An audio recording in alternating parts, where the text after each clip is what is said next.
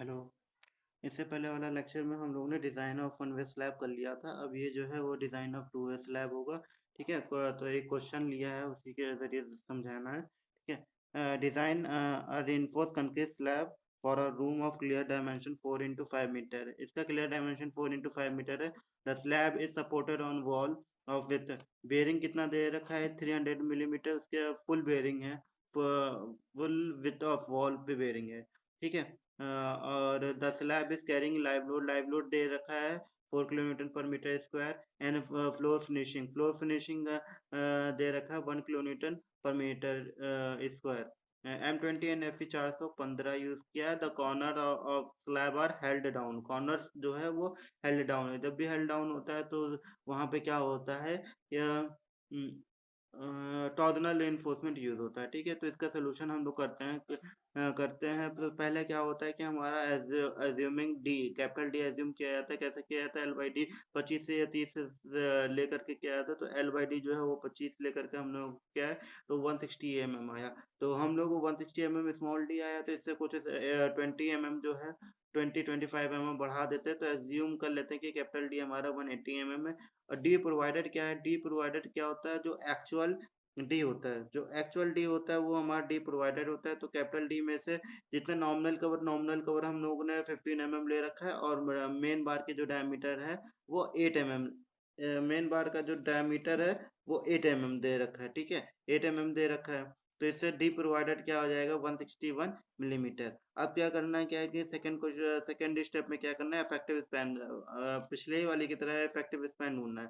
ठीक है? Effective span उसमें मेन डायरेक्शन शॉर्टर डायरेक्शन थी। इस वजह से जो होता है मेन रिइंफोर्समेंट जो होता है वो शॉर्टर स्पैन में डाला जाता है। लेकिन टू वे स्लैब में जब भी डाला जाएगा तो दोनों दोनों डायरेक्शन में डाला जाएगा। इसलिए जो है वो दोनों डायरेक्शन में ही इफेक्टिव स्पैन डिटरमाइन करना पड़ेगा। ठीक है? तो इफेक्टिव स्पैन जो है वो एक्स डायरेक्शन में क्या है कि पुराना ही वाला formula, centre to centre spacing 4 into 4 plus half into 2 0.3, ये इसका बेरिंग है। तो इससे आ जाएगा 4.3 मीटर। और clear span plus effective depth से आ जाएगा 0.161। ठीक है? तो इससे आ जाएगा 4.161। अब देखते हैं कि इफेक्टिव स्पैन जो होता है इन दोनों में से जो होता है मिनिमम होता है, वही हमारा होता है इफेक्टिव स्पैन। तो इन दोनों में से जो मिनिमम है वो 4.161 मीटर जो है वो हमारा effective span in x direction हो जाएगा। इन वाई डायरेक्शन अगर करना है, वाई डायरेक्शन में करना है तो क्या करेंगे, सेंटर टू सेंटर स्पेसिंग वही वाला 2 इंटू हाफ बेयरिंग कर लेंगे, प्लस उसके क्लियर स्पैन कर लेंगे। तो इससे आ जाएगा 5.3 मीटर। और clear span plus effective depth से आ जाएगा, इफेक्टिव डेप्थ हमारा 161 मिलीमीटर था। तो इस वजह से आ जाएगा एल वाई जो हो जाएगा 5.161 मीटर। ठीक है? इन दोनों में से जो मिनिमम होगा, तो मिनिमम वो है 5.161 मीटर। तो इसलिए इफेक्टिव स्पैन क्या हो जाएगा, 5.161 मीटर आ जाएगा। ठीक है? अब ये वाला करना है कि डिजाइन लोड करना है। डिजाइन लोड इसलिए निकाला जाता है, डिजाइन लोड जब तक नहीं निकलेगा तब तक हमारा डिजाइन शेयर फोर्स या डिजाइन बेंडिंग मोमेंट नहीं निकलेगा। तो इसलिए डिजाइन लोड निकाला जाता है। डिजाइन लोड कैसे निकाला जाता है कि टोटल लोड, और टोटल लोड से फैक्टर ऑफ सेफ्टी से 1.5 से मल्टीप्लाई करके डिजाइन लोड निकाल लिया जाता है। टोटल लोड कैसे निकाला जाता है? टोटल लोड होता है डेड लोड, लाइव लोड, और जितना अगर फिनिशिंग लोड दे रखा है तो फिनिशिंग लोड का सम। ठीक है? तो इसमें से डेड लोड तो दे नहीं रखा है, तो इसलिए B into capital D into 25 करना पड़ता है। तो बी 1 मीटर लेते हैं, और यहाँ कैपिटल डी है 180 मिलीमीटर, और 25 किलो न्यूटन पर मीटर क्यूब जो है होता है वो आरसीसी का यूनिट वेट होता है। इससे सेल्फ वेट या डेड लोड कितना आ जाएगा, 4.5 किलो न्यूटन पर मीटर स्क्वायर। फिनिशिंग लोड दे रखा है 1 kilo Newton per millimetre square. इसको विथ से मल्टीप्लाई कर देते हैं तो 1 किलो न्यूटन पर मीटर। और लाइव लोड क्या होता है? लाइव लोड होता है 4 into 1, 4 किलो न्यूटन पर मीटर स्क्वायर है इसका लाइव लोड का वो दे रखा है, वैल्यू दे रखी है। इंटू विथ से मल्टीप्लाई करेंगे तो 4 किलो न्यूटन पर मीटर स्क्वायर पर मीटर आ जाएगा। ठीक है? टोटल लोड इन तीनों का सम आ जाएगा, कितना आएगा, 9.5 किलो न्यूटन पर मीटर स्क्वायर। ठीक है? तो अब इसे डेढ़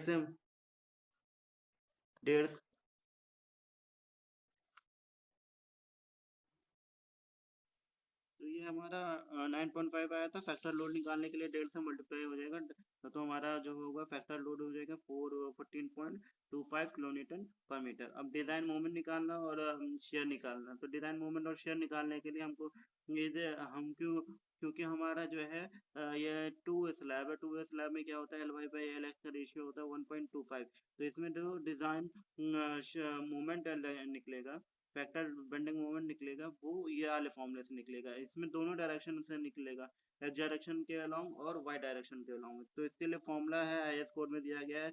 अगर एक्स डायरेक्शन के अलोंग निकालना है तो alpha X W U L square L x square, और इसके लिए अगर वाई डायरेक्शन में निकालना है तो alpha X W U L Y square. ये फॉर्मूला किताब में दे रखा है। और अल्फा एक्स और अल्फा वाई जो है वो डिटरमाइन करना होता है हमारे L Y by L X के रेशियो के हिसाब से। ठीक है, L Y by L X का रेशियो जो होगा उसका टेबल जो है वो IS कोड में दिया गया है और बुक में भी दिया रहता है। तो उसके उससे जो है वो, जैसे हम लोग KT की वैल्यू निकालते थे या टाउसी की वैल्यू निकालते थे कि इंटरवल के बीच में रख करके इंटरपोलेशन करके, वैसे ही अल्फा एक्स और अल्फा वाई की वैल्यू निकाल देंगे। Alpha X M U X निकालने के लिए अल्फा एक्स की वैल्यू 0.075 आया था। ये इसका डिजाइन लोड आया था। ये एल एक्स स्क्वायर मतलब effective span along short span आया था। तो इससे एम यू एक्स क्या आ जाएगा 18.5 इंटू 10⁶ न्यूटन मिलीमीटर। ठीक है, अब सेम वैसे ही करेंगे। इसमें ये फॉर्मूला रख देगा, इसमें अल्फा एक्स 0.056 आया और डिजाइन लोड कितना आया था 14.25, और L Y effective span along Y direction आया था 4.16। तो ये वाला आ जाएगा M U Y equal to 13.81 into 10⁶ newton per millimetre square. ठीक है, अब अब क्या कर लेंगे, मैक्सिमम शेयर फोर्स निकालेंगे। मैक्सिमम शेयर फोर्स निकालने के लिए हमको पहले होता है कि डी निकालना पड़ता है। डी निकालना पड़ेगा, डी रिक्वायर्ड निकालना पड़ेगा। तो डी रिक्वायर्ड हम पढ़ते हैं कि M U upon B, R U into B का अंडर रूट निकालना पड़ता है। आर यू निकालने के लिए हम सेम फॉर्मूला रखेंगे 0.36 FCK वाला। उससे नहीं आ रहा है तो टेबल में दिया रहता है कि M20 और FE 415 के लिए RU जो है वो 2.76 आएगा। लेकिन जैसे हम लोग कर रहे थे फॉर्मूला से निकाल रहे थे 0.36 FCK वाला जो पिछले वाले क्वेश्चन में किया है, वैसे ही RU की वैल्यू आ जाएगी 2.76 और डी रिक्वायर्ड आ जाएगा, सेम वैल्यू रख देंगे इसमें। तो डी रिक्वायर्ड आ जाएगा 82 मिलीमीटर। यहाँ से हम लोग देखते हैं तो हमारा जो है डी एज्यूम आया था 161 आया था। तो इससे ज़्यादा है तो इसका मतलब क्या है, ओके है। ठीक है, अब हमारा मेन इन्फोर्समेंट का डिजाइन करना पड़ता है। डिजाइन अब इसमें जो होता है वो मिडिल स्ट्रिप और एज स्ट्रिप, जो ये जो होता है ये याली जो याला होता है उसको बोलते हैं मिडिल स्ट्रिप। मिडिल स्ट्रिप, और ये जो किनारे होता है, किनारे किनारे होता है, उसको बोलते हैं एज स्ट्रिप। ठीक है, एज स्ट्रिप, एज स्ट्रिप। इसकी लेंथ कितनी होती है, अगर ये डायरेक्शन जो है वो डायरेक्शन क्या है कि वो LX डायरेक्शन है, तो ये वो हो जाएगा 3/4 LX। अगर ये डायरेक्शन Y है तो इसलिए 3/4 LY हो जाएगा। और ये क्या हो जाएगा, जितना बचा हुआ है, कितना बचा हुआ, 1/8 LX, और ये भी हो जाएगा 1/8 LX। ठीक है, तो इससे आ जाएगा मिडिल स्ट्रिप और एज स्ट्रिप। इसमें क्या है कि दोनों डायरेक्शन में मेन इन्फोर्समेंट डाला जाता है, इसलिए दोनों डायरेक्शन के अलाउ देखना पड़ेगा। तो मिडिल स्ट्रिप का क्या होगा, अगर मिडिल स्ट्रिप का एक्स डायरेक्शन में देखना है तो 3/4 LY आ जाएगा। 3/4 इंटू 5.16 3.9 मीटर आ जाएगा। और इसका इफेक्टिव डेप्थ कितना आ रहा था 161 मिलीमीटर। और इससे हाँ, इसे ये निकालने के बाद में हम क्या निकालेंगे, एमयू निकालेंगे। एमयू के लिए सेम फॉर्मूला जो हमारा लगता चला आया है स्लैब में, वन वे स्लैब में भी लगाए थे, तो उससे आ जाएगा AST। इसमें वैल्यू पुट करके जो AST का क्वाड्रेटिक इक्वेशन होगा उसका पॉजिटिव टर्म ले लेंगे। और पॉजिटिव टर्म ले करके फिर क्या होगा कि यहाँ पे जैसे हम लोग ने यहाँ पे क्या किया था, diameter of the main bar, diameter of the main bar 8 millimetre लिया गया है। वैसे यहाँ पे डायमीटर ऑफ 8 मिलीमीटर लेकर के क्या होगा, एक बार का एरिया निकालेंगे 50.3 आ जाएगा। और स्पेसिंग करने के लिए 1000 AFI अपॉन AST की सारी की वैल्यू रख देंगे तो यहाँ स्पेसिंग आ जाएगा 151 मिलीमीटर। तो इसको अप्रोक्सीमेट कर लेंगे 150 मिलीमीटर आ जाएगा, ठीक है। हम लोग देख रहे हैं कि यहाँ 3D या 300 3D 161 है, तो इसे 3 से मल्टीप्लाई करेंगे तो 183 आ जाएगा, और 300 मिलीमीटर। इसका मतलब क्या है कि जो हमारी वैल्यू वो ऑलरेडी जो है उससे कम है, तो इसका मतलब सही है। और A S T minimum A S T slab में क्या होता है कि अगर H Y H D S चले, क्योंकि अभी 415 है, तो इसके लिए 0.12% of total cross sectional area, तो 0.12% of total cross sectional area, तो हमारा क्या हो जाएगा, ए एस टी मिनिमम क्या आ जाएगा, 216 मिलीमीटर स्क्वायर, ठीक है। अब ए एस टी प्रोवाइडेड कितना है कि भाई हमारा जो है वो ए एस टी प्रोवाइडेड निकालना था 1000 बी, और इंटू स्पेसिंग, स्पेसिंग कितनी निकल करके आया, इंटू ए फाइव 50.3, और हम लोग ने अप्रोक्सीमेट आ रहा था ये, लेकिन हम लोग ने अप्रोक्सीमेट कर लिया था 150 मिलीमीटर, तो इससे स्पेसिंग में थोड़ा सा चेंज आया जाएगा। तो एक्चुअल ए एस टी कितना प्रोवाइडेड है तो वो करना है, तो कितना आया है, 335 मिलीमीटर स्क्वायर, ये आ जाएगा इसका। तो इसका मतलब हम लोग का जो आया है वो एसी मिनिमम से ज़्यादा है, तो इसलिए ओके है। तो इससे ये जैसे पुराने में लिखते हैं, provide 8 millimetre five at 150 millimetre centre to centre in middle of strip, ये मिडिल ऑफ स्ट्रिप के लिए, ठीक है। अब सेम वे में क्या हो गया, सेम वे में मिडिल स्ट्रिप अगर लॉन्गर स्पैन के अलाउंगे तो 3/4 एल एक्स हो जाएगा। और डी क्या हो जाएगा, डी इफेक्टिव डेप्थ कैसे निकलेगा, जैसे मान लो कि ये जो है 1 2 3, यहाँ पे ये जो डी है इसमें से एक के आधा डायमीटर इसका होगा, जो main diameter of x direction में जो बात पड़ी है, और वो जो वाई डायरेक्शन में पड़ी हुई, इसका आधा आधा ले लेंगे, तो इसके लिए जो डी रिक्वायर्ड आ जाएगा, इफेक्टिव डेप्थ जो आ जाएगा 153 मिलीमीटर होगा। अगर वाई डायरेक्शन में अगर ढूंढते हैं, वाई डायरेक्शन में अगर ढूंढते हैं तो 0.87 F Y S D, same formula रख करके जो होगा वो एस टी सारी वैल्यू रख करके जो है एस टी निकलेगा 261 मिलीमीटर स्क्वायर। और स्पेसिंग निकालना है तो 1000 into A five upon A S T करेंगे, तो इससे क्या हो जाएगा, 192 मिलीमीटर आया, अप्रॉक्सीमेट करेंगे तो 190 मिलीमीटर आएगा। तो लिख लेंगे कि provide 8 millimetre 5 bar at 190 millimetre centre to centre, ठीक है। अब ये तो इसका मिडिल स्ट्रिप का था, एक्स डायरेक्शन में, वाई डायरेक्शन में। अब एज स्ट्रिप के किनारे किनारे कितना होगा, तो किनारे किनारे हो जाएगा ए एस टी मिनिमम, जो तो हमारा मिनिमम बार आया है 0.12% of B into T total cross sectional area, उसका 2/216 आया। और इसमें 8 मिलीमीटर बार का यूज कर रहे हैं, तो स्पेसिंग जो हो जाएगा वो हमारा क्या हो जाएगा, 1000 into 50.3 upon 216 equal to 232 millimetre, ठीक है। और वही पुराना वाला भी लिखना है कि using 8 millimetre five at 230 millimetre centre to centre in edge strip of with, ठीक है। तो हाफ मतलब जैसे ये आ रहा था एज स्ट्रिप में, क्या आ रहा था कि इसका आधा, मतलब ये भी आ रहा है ये भी आ रहा है, तो इसका आधा लेना है, ठीक है। तो आधा कितना है, आधा अगर एक्स डायरेक्शन में तो कितना आ रहा था, एल वाई कितना आ रहा था कि 5.16, और 3.9 क्या आ रहा था, 3.9 जो आ रहा था वो ये आ रहा था, 3.9 जो है वो ये आ रहा था, ठीक है। इसका आधा कर लेंगे तो ये हमारा एज स्ट्रिप आ जाएगा 1.04 अलोंग एक्स डायरेक्शन। और सेम वे में क्या आ जाएगा, हाफ इंटू 4.16 इन माइनस 3.12, 3.12 कहाँ आया था, 3/14। 3.12 क्या है, ये total effective span along x direction है, और फिर एक्स डायरेक्शन में मिडिल स्ट्रिप का माइनस कर दिए, फिर उसका आधा ले लिए, तो ये आ जाएगा 0.52 मिलीमीटर अलोंग वाई डायरेक्शन, ये हो गया। अब क्या है कि चेक पॉज शेयर करना है, चेक पॉज शेयर वही पुराना वाला करना है, टाउ वी निकालना, tau V V U upon B T से आ जाएगा।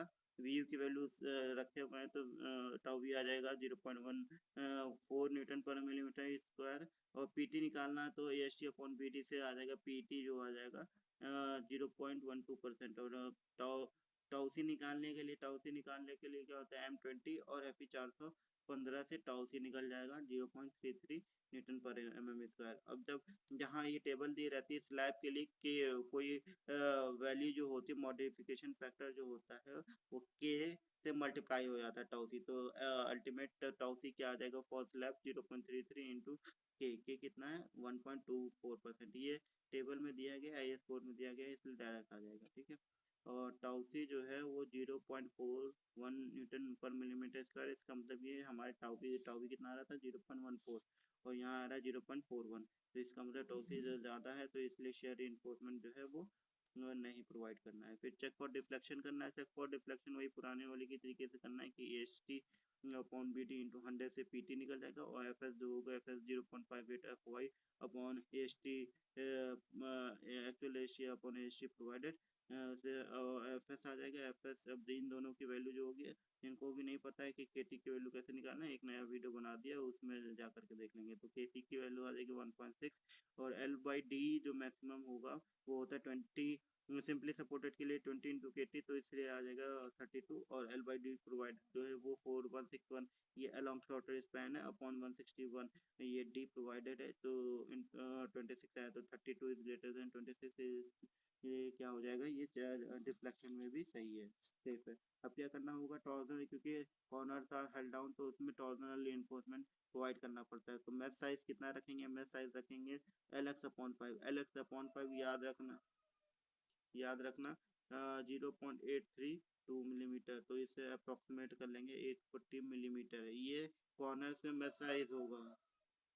ये 840 आ गया। अब एरिया ऑफ टॉर्जनल इन्फोर्समेंट करेगा, ये आईएस कोड में दिया रहता है कि जो 3/4 है एएसटी का, वो 3/4 जो होगा एएसटी का लिया जाएगा। तो area of torsional enforcement 3/4, AST 335 आया था, तो इससे 251 मिलीमीटर आया एक बार का एरिया जो होगा, क्योंकि 8 मिलीमीटर बार ही यूज कर रहे हैं, तो मैं साइज में भी 8 मिलीमीटर बार का यूज होगा। तो एक बार का आया था 50.3 मिलीमीटर स्क्वायर एरिया, स्पेसिंग निकलेगा 1000 इंटू बी अपॉन स्पेसिंग करके क्या हो जाए अपॉन ए एस टी, मतलब जो ये आया है इसका ए एस टी करके स्पेसिंग आ जाएगा। तो provided 8 millimetre 5 bar at 200 millimetre centre to centre, ये हमारा क्या हुआ, area of torsional enforcement calculation हो गया। अब अरेंजमेंट क्या होगा, along shorter span along longer span, shorter span के लिए क्लियर स्पैन कितना दे देते 4, और सेंटर टू सेंटर हो गया था 4.3, इसमें क्या हो जाएगा, ये बना दिया जाएगा मेन बार, और क्या कहते हैं, मेन बार अलॉन्ग शॉर्ट, मेन बार अलॉन्ग जो है लॉन्गर डायरेक्शन, और मेन बार अलॉन्ग शॉर्टर डायरेक्शन,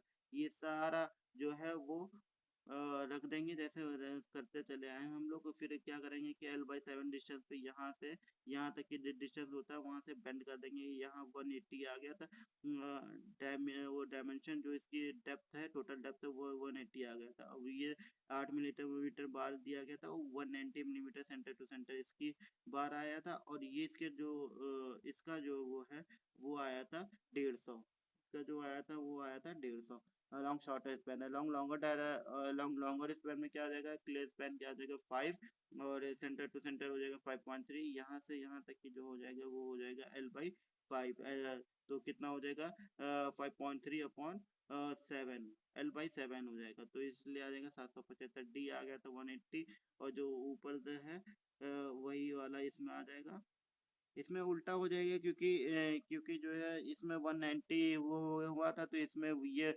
150 आ जाएगा, और ये 190 आ जाएगा, ठीक है। क्योंकि एक बार हम लोग एक बार जो है वो हम लोग ऐसे देख रहे हैं, फिर एक बार हम लोग ऐसे देख रहे हैं, ठीक है, तो इसलिए चेंज हो जाएगा डायरेक्शन। फिर इसके बाद में क्या होगा, हम लोग प्लान देखेंगे, जो हम लोग का ये डिस्टेंस होते हैं, ये जो हो गया वो नॉमिनल कवर हो गया, और ये जो हो गया अलॉन्ग लॉन्गर डायरेक्शन, और ये जो हो गया वो अलॉन्ग शॉर्टर डायरेक्शन, ठीक है। फिर इसके बाद में क्या होता है, ये मेश साइज हुआ जो हम लोग कॉर्नर पे रखेंगे टॉर्जनल रिइंफोर्समेंट के लिए, कितना रखेंगे 840 मिलीमीटर, 840 मतलब 3, मतलब जो है वो ये जो वैल्यू निकाले थे हम लोग 841 आया था, उसको जो है LX/5, ये LX/5 हर कॉर्नर पे रखेंगे, इसकी जो वैल्यू आती है 840 मिलीमीटर जो आया वो यहाँ से यहाँ तक मतलब स्क्वायर होगा 840 मिलीमीटर का। फिर अंदर जो बार है वो यहाँ पे जो आ जाएगी कॉर्नर, वो जो मतलब एज स्ट्रिप में आ जाएगी, वो जो होगी अल्टरनेट बार को बेंड कर दिया जाता है, ठीक है। तो इस वजह से ये टॉप प्लान हो जाएगा, ठीक है। उम्मीद करता हूँ कि आप लोग को समझ में आया होगा, नहीं समझ में आया तो एक बार और देख लेंगे, समझ में आ जाएगा, ठीक है।